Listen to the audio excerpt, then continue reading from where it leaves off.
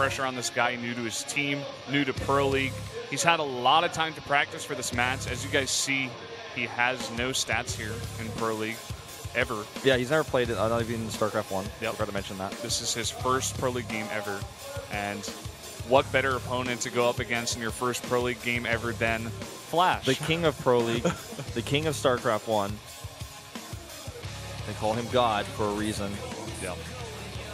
And well, this guy is so talented, they say he's beaten StarCraft 2 multiplayer. 273 wins, 107 losses, 7-4 in Pro League. Up at the top with our Terran players in the winners ranking. Yeah. That's about 67% there. Yeah. Win ratio. That's really high. When you're playing against the players that he's playing against, then yeah, it is. Especially if you consider a lot of those matches are in ace matches where he's playing against ace players. So you just think about all of those wins that he actually has built up and losses. And imagine games like this. Imagine other ace matches that he's played in where there's been just so much pressure on him. And this guy is like a seasoned veteran of this game. Like literally so many high pressure games played. And that's going to benefit him so much here. He doesn't even look phased at all. Yeah. And that's to be expected. Even that girl's sign called him God, making a pun of his name. It's time for this game. It could be the last game of the night if GuMiho is able to pull an upset here in his very first Pro League map on Frost.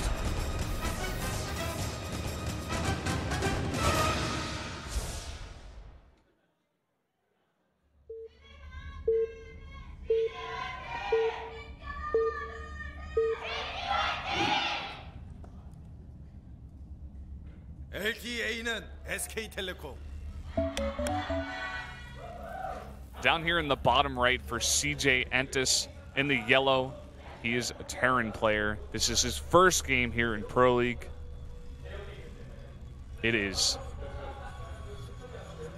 GuMiho, the nine-tailed fox and Towel Terran. I was waiting, but you jumped on it. You got it right. I jumped on it. Sorry. He's up against FlaSh. See, that's just like a disproportionate amount of time. Like, yeah, I don't know what happened. Somebody was a little bit late on the button press back in the production room. It's okay. It's all right. I'm okay with it. Won't affect our game. That's all I care about. He was like playing Flappy Bird. He was like, oh my god. Press button. It's like, oh yeah, there's StarCraft. I forgot. It's actually so cool, guys. If you come down to the studio here, you can see these two players on the huge screen. Like, I just look up and see GuMiho on a huge screen. You get to see his reactions as he plays this game. And then you look over at FlaSh, and you see his non-reactions. This is another... Oh, he got a text. Yeah, he got 2 text messages during that exchange on television. His friend's like, oh, wait, you're on TV. I'm going to text you while you're on TV, and then my text will be on TV. That was actually a girl. I saw who it was. Yeah? Yeah. It was. He's getting texts from girls. Popular guy. Opa, why are you at Pro League? Don't stay too late. Don't play those games. Come home. I made some good Pokemon. So, we have actually a gas first here for GuMiho. FlaSh is gas at a normal timing. Yeah. FlaSh is going to scout first, and he's going to scout correctly. He's going to come down and see the base of GuMiho. GuMiho's not going to know where he came from. He's a foreigner, even though they look the same. Yeah. Just got different colors. Yeah. You know, every team has a color that's actually designated to them now. Yeah. A nice change here. I love the fact that each team has a color that identifies them now. If you just see the color and you can't see the logo for some reason, you'll know which team it is. Yeah. Just gives a bit of identity. The Reaper here is actually kind of even almost unnecessary because he already scouted everything that he wanted to see. He's like, oh, okay, you went gas first. I see that. So he's going to be able to go over here and maybe get some damage done, maybe verify starport timings and whether or not he sees a tech lab. You know, he's going to be able to see a second gas as well. So even before this Reaper comes in, he has a good idea of what's happening. But he could actually go in there and verify 100% if he drops into that main base there. He's actually just going to chill on the watchtower instead, though. Yeah, he's going to wait a little bit. I'm sure he has these timings down in his head, like, real good. So he wants to probably come in when he thinks it's the best time to maybe see a starport. that is exactly when he's coming in here. He's going to see it if he jumps into the base. Yep. And he's going to get all this information. He's going to know exactly what GuMiho is doing. Sees the tech lab, sees the starport. Even delay it, maybe? Oh, one more. more. And he gets it. And he sees the double gas, too. Yeah, sees nothing else. He knows everything that GuMiho is doing. FlaSh is pretty happy about this. GuMiho, on the other hand, is, now going to have to ask himself, do I even really commit to Cloak?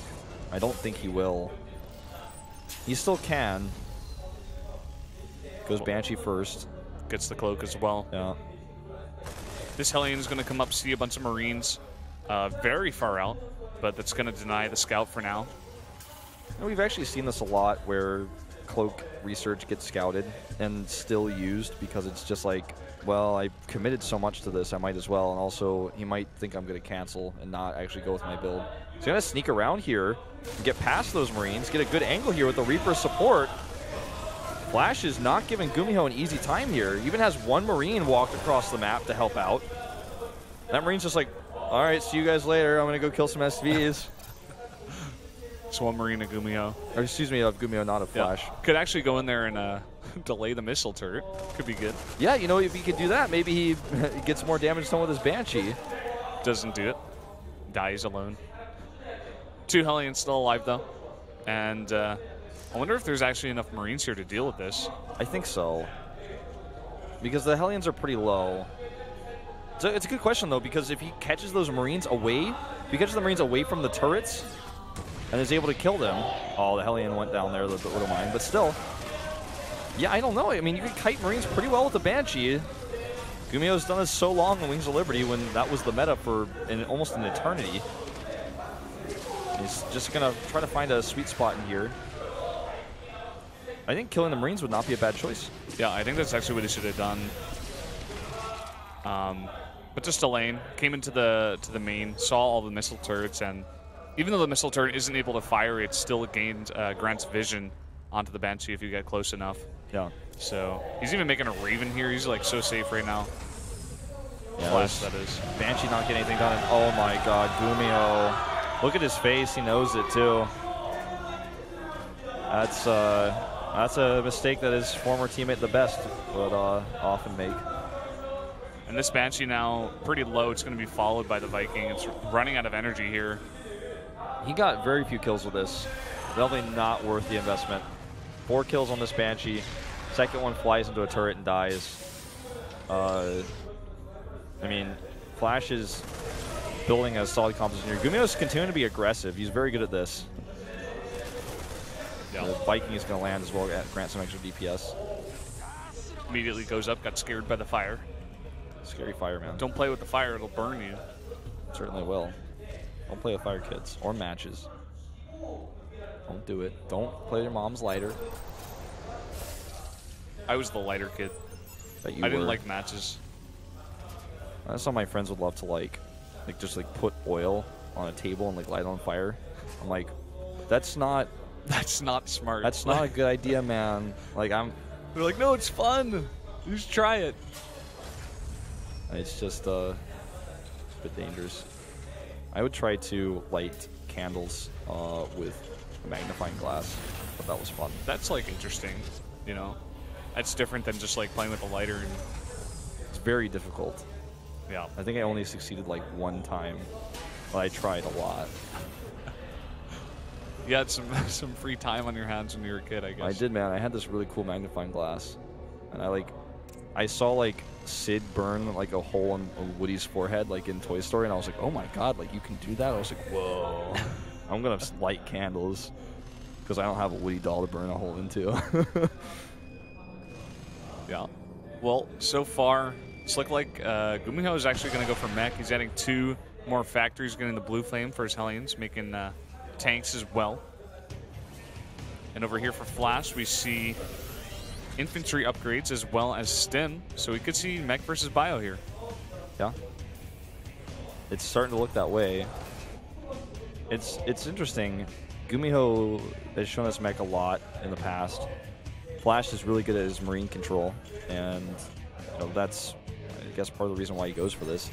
He's only getting +1 for attack right now, and he's not getting the armor upgrades. He's going to want to add additional E-base a little bit later. He has his third base up first, too. FlaSh right now is adding two more starports here. Did he cancel his +1 as well? Or did that just finish? Like, I'm not even sure, to be honest. I think he canceled it. That wasn't that far along, right? We'll get it. Somebody will click on something soon. I think it was about to complete, actually. Okay, maybe you're right. But anyways, we've seen this before. Marine King did something like this. You can control the air and then just use battle cruisers. It's kind of hard to deal with that, especially if you do not scout it. Yeah. So far, he has no idea. I'd like almost rather see him put the starports to like the top left of the map and a fusion core there, because the way he does it now, if GuMiho just scans the main base or drops the main base with Hellions or something, he's going to see it. He even made a second fusion core. What does that mean? What does that mean, man? Means he's making a mistake. But it's funny because you could tell he even made it the second one so nearby that he's like such an autopilot with this build. I like this a lot to stop Hellion run-bys. Just put those depots there. Yeah, very on top of things. 2 BCs. Cancels that and makes it into an armory. Good job spotting that. Good job. Good job, FlaSh. FlaSh did make 2 Banshees. Sorry. Yeah, before this. He's still completely hidden this from his opponent. There's no knowledge that GuMiho has of this plot against him. He has no Vikings in production. He's added no additional starports. All things he will absolutely need if he wants to hope to win this game. He has, a Viking count of 5, it looks like right now. Which, if you're just looking at Vikings, is less than even FlaSh has. Yeah, and then minus the other units. Plus the Marines he has to help fight as well, potentially. Raven. Stem will finish here. FlaSh is going to be really good going into this build because, besides it not even being scouted just before, well, this is nice, by the way, that block that you were talking about.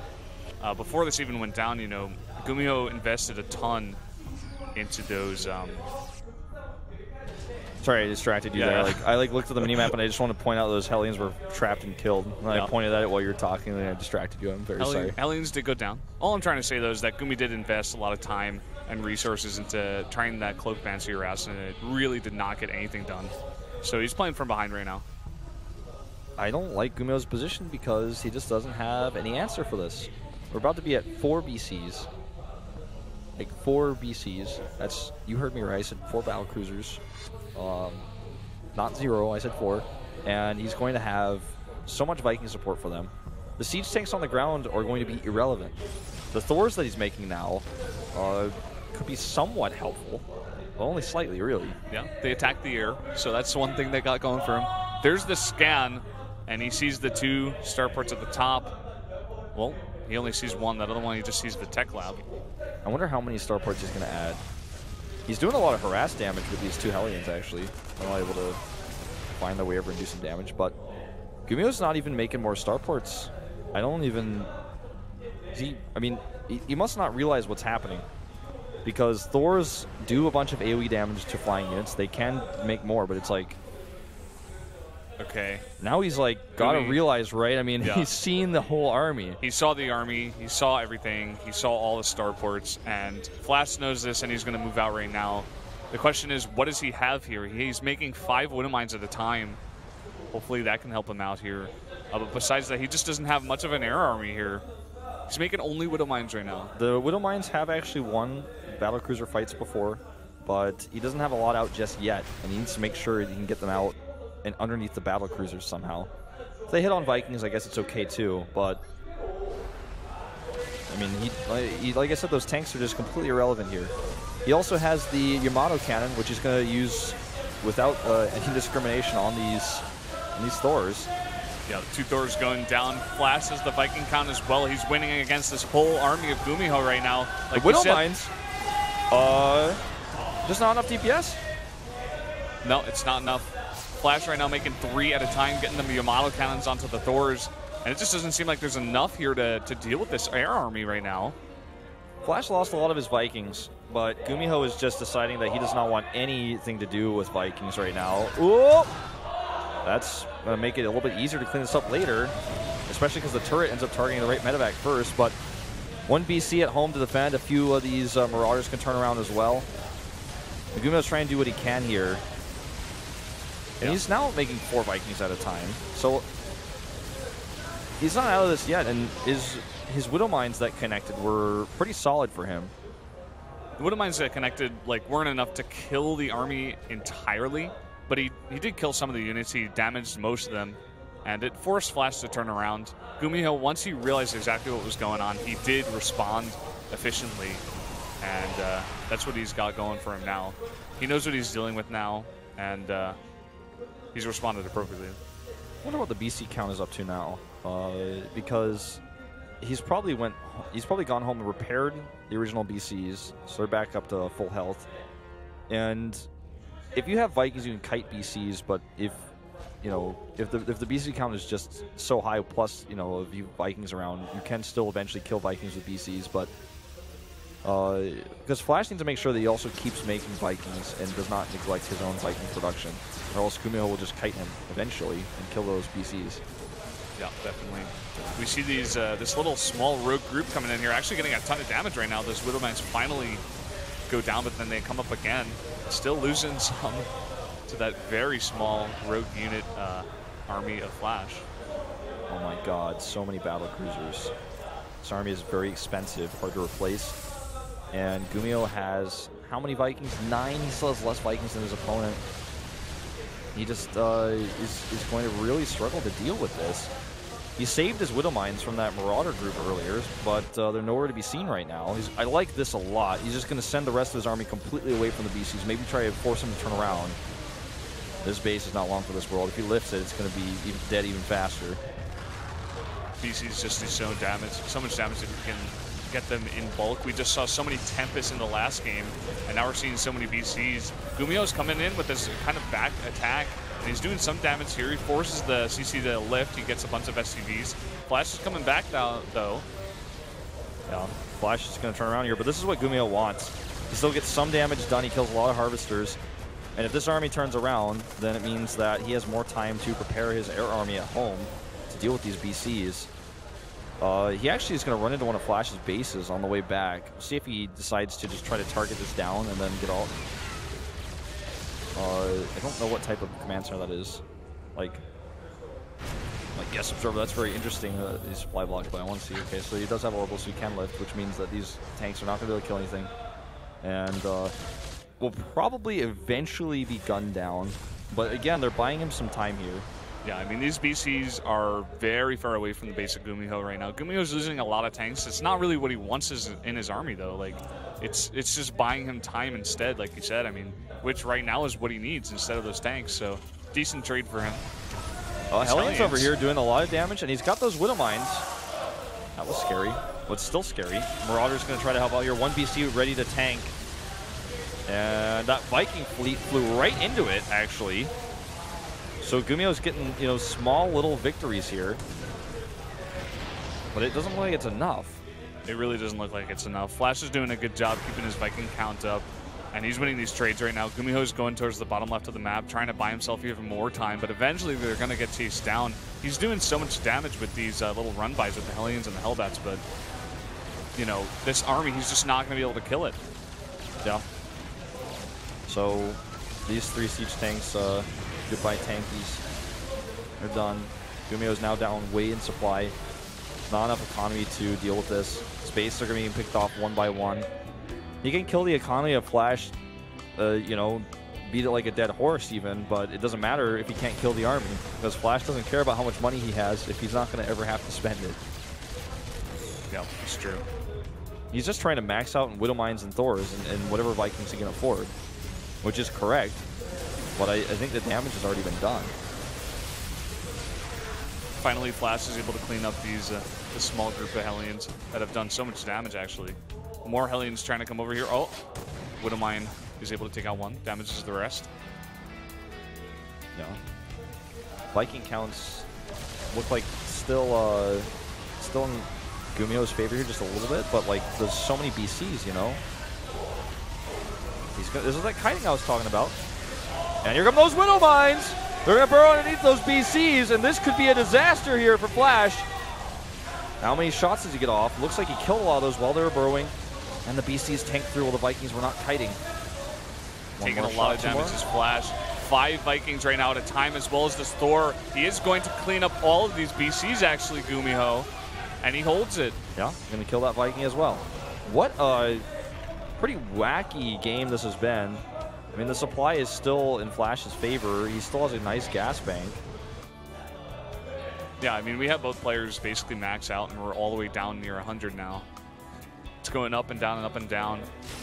FlaSh, you know, or GuMiho rather, he has the much smaller army that is.